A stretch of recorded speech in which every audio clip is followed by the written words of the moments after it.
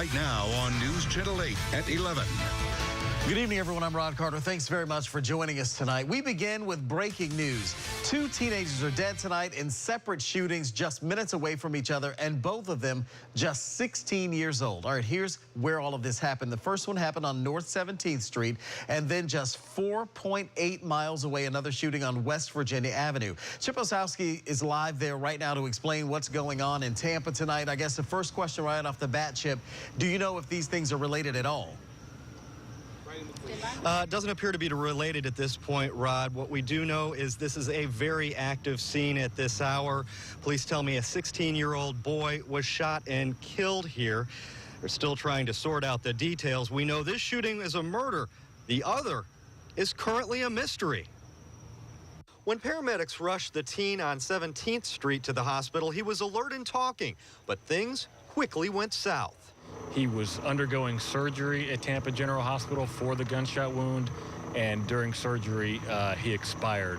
Investigators tell us he and 3 other teens were in the backyard of a home when a neighbor reported hearing gunfire.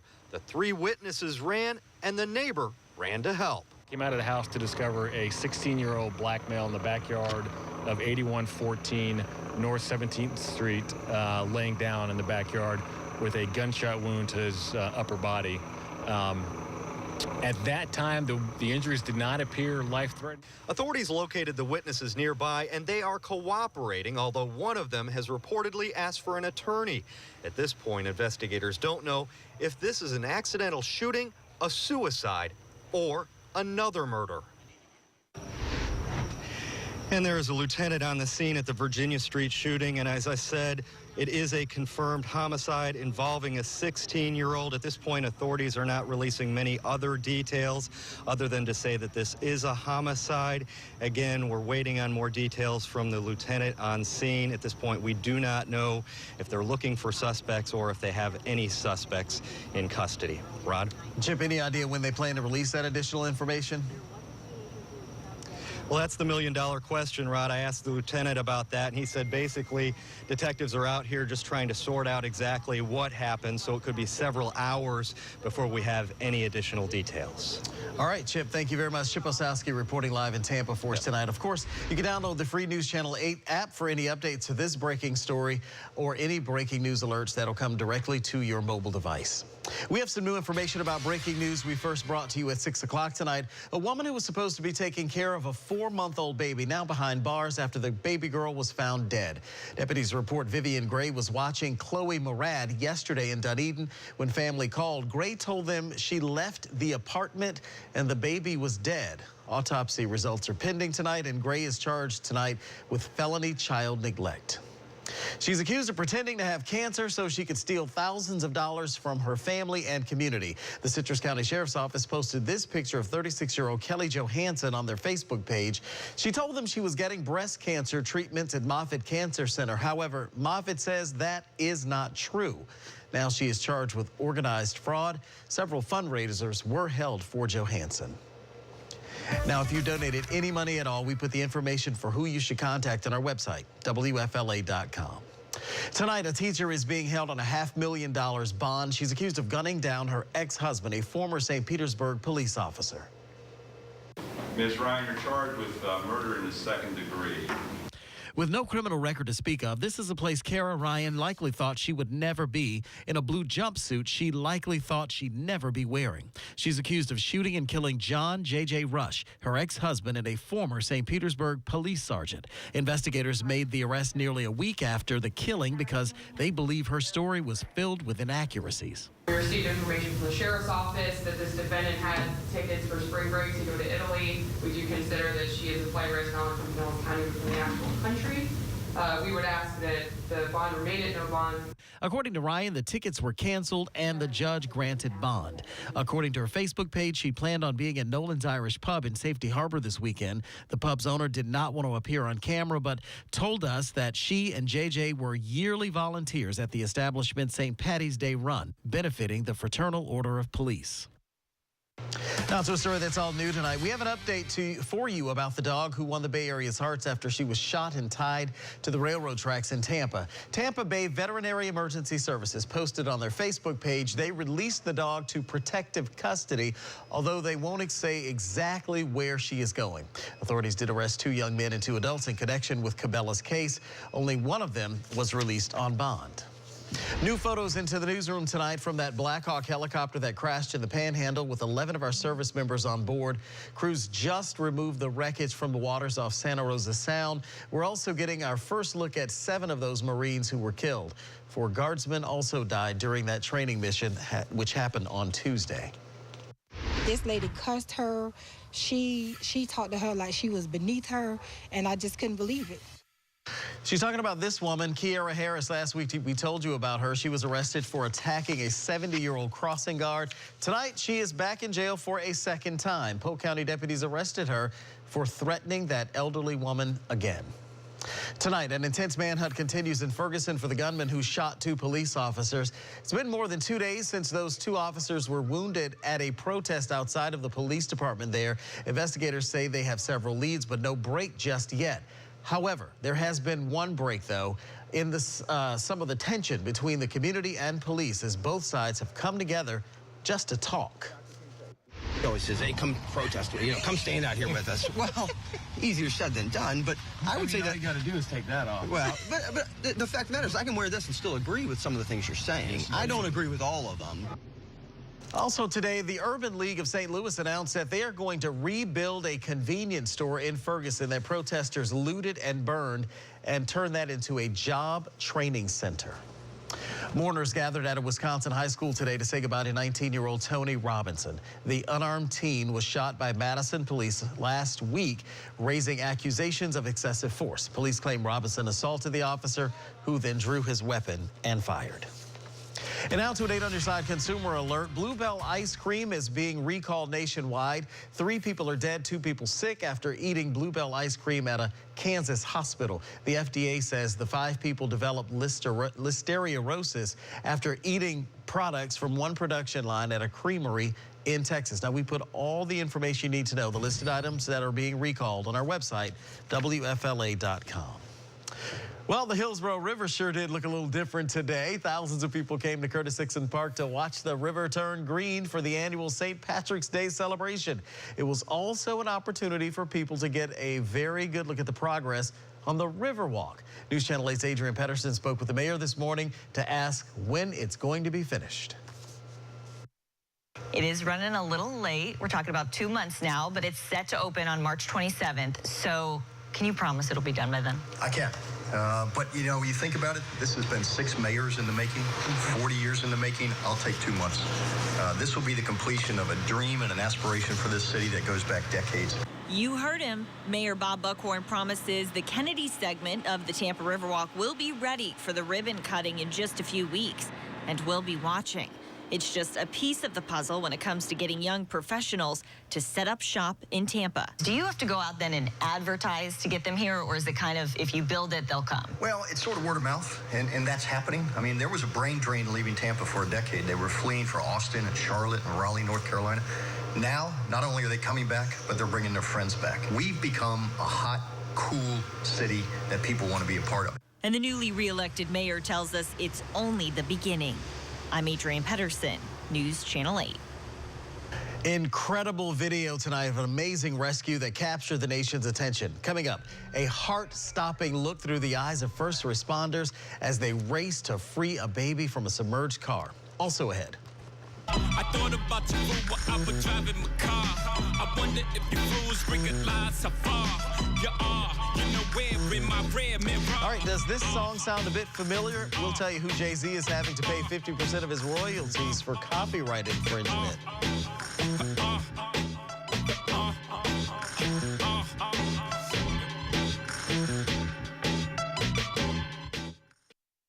Incredible video to share with you tonight of that little girl being saved from the wreckage of a car 14 hours after it crashed into the frigid Utah River. Hallie Jackson shows us the rescue as it unfolded through the eyes of the first responders.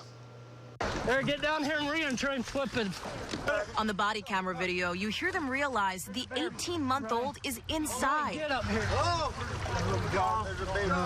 Along with her mother, who police say died when the car crashed.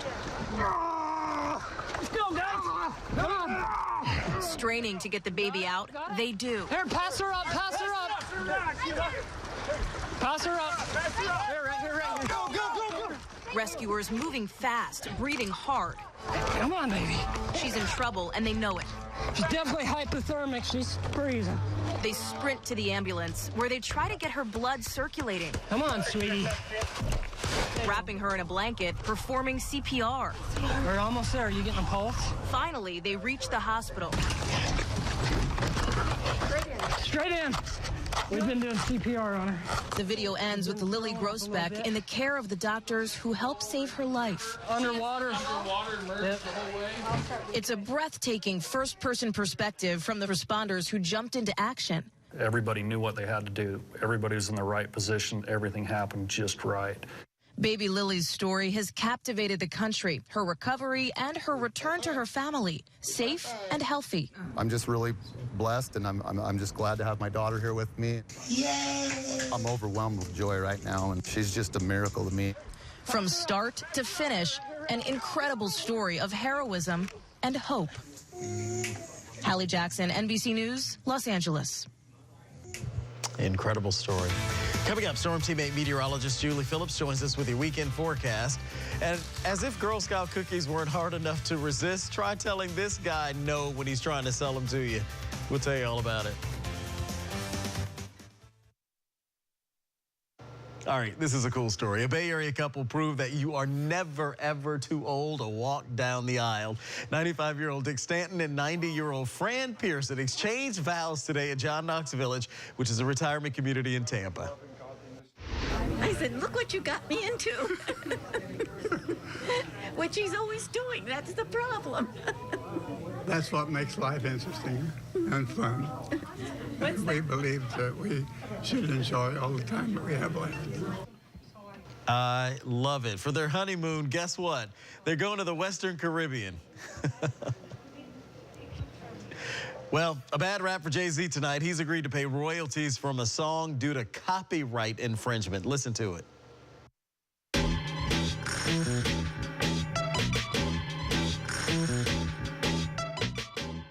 All right, that's the intro to Jay-Z's song called Versus. The Daily Mail is reporting that the rap mogul has agreed to pay 50% of the royalties from this song to Bruno Sporeri, a Swiss jazz artist. Listen to his song called Lilith on the Way.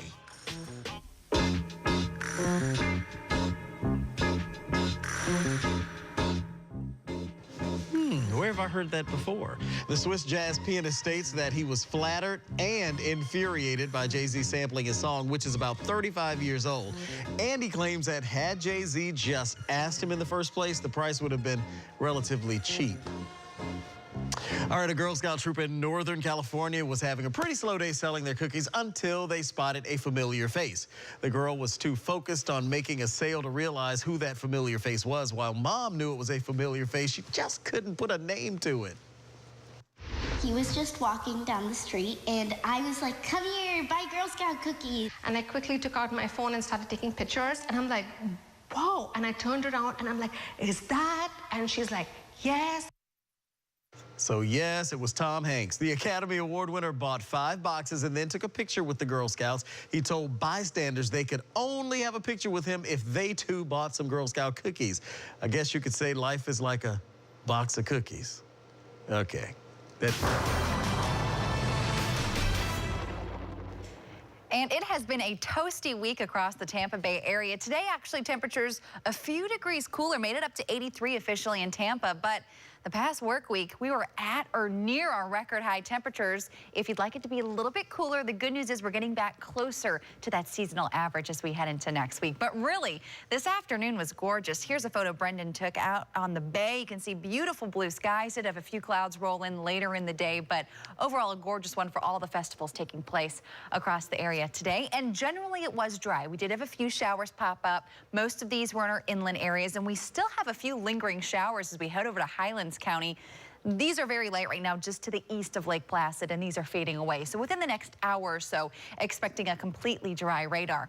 Temperatures in the low 70s for the most part. 73 in Sarasota, 71 in Northport, still 73 in Tampa, 69 in Weeki Wachee. Overall comfortable here, and it's really warm across much of the U.S. For this time of the year, not expecting evening temperatures at 56 in Wichita, or still 44 in Chicago. So kind of a warm spell going on across the central portions of the country. That's due to this area of high pressure in place, keeping things quiet. Any of the precip, you have to head way off to the northeast to see any of that. So for us this evening, we are tracking a cold front. It's going to start to move in by tomorrow morning. As you wake up tomorrow morning, expect mostly cloudy skies, some areas of fog around. The front passes with only a 10% chance of rain, and we're left with partly cloudy skies through the day there. So looking at overall another very nice day for tomorrow. Can't rule out that slim shower chance, but hey, 10%, we can handle that. Heading into next week now, while temperatures don't necessarily fall back a whole lot, the big change will be the humidity. Drier air arrives by Monday, so we're looking at blue skies and sunshine, and with the lower humidity, it should feel really nice. Spring officially begins Friday, Rod, and last week felt, I know last week felt a little bit more like summer, but next week will feel a little bit more like spring, if that's something you're looking more forward to. I think we all are. Julie, thank you very much. Appreciate it. All right, coming up in sports, it's a crowded PGA leaderboard at the Valspar Championship over in Palm Harbor. Find out which golfers have the best chance to win tomorrow. Plus, the Lightning pick a bad time to play poorly at home.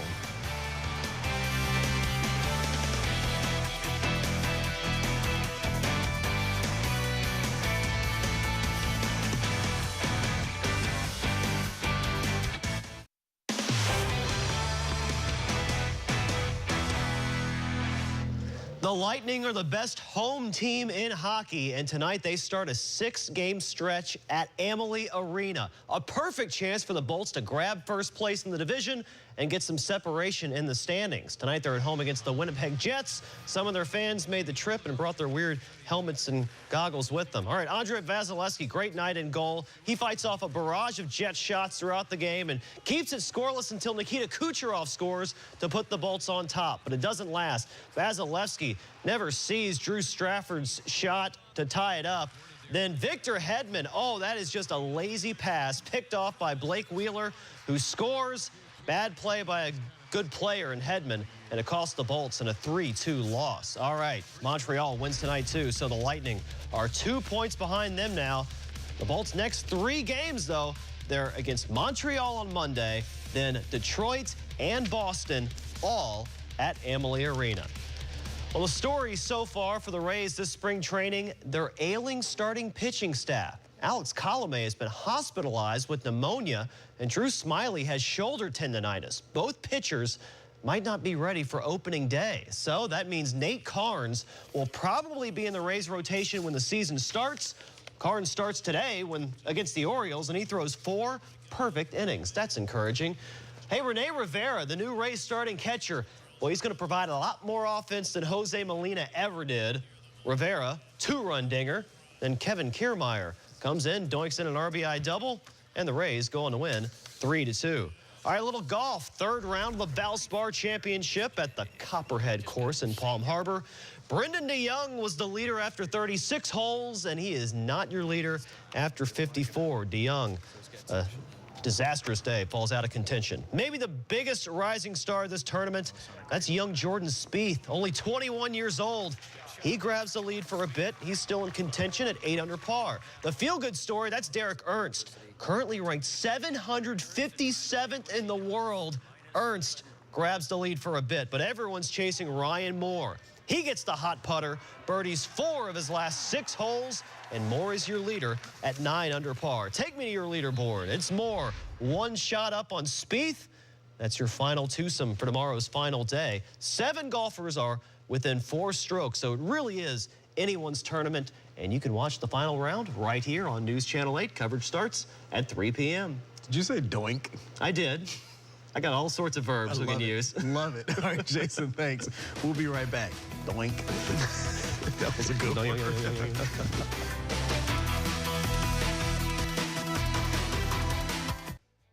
Here's a look at tonight's lottery numbers. Cash 3509, play 44170.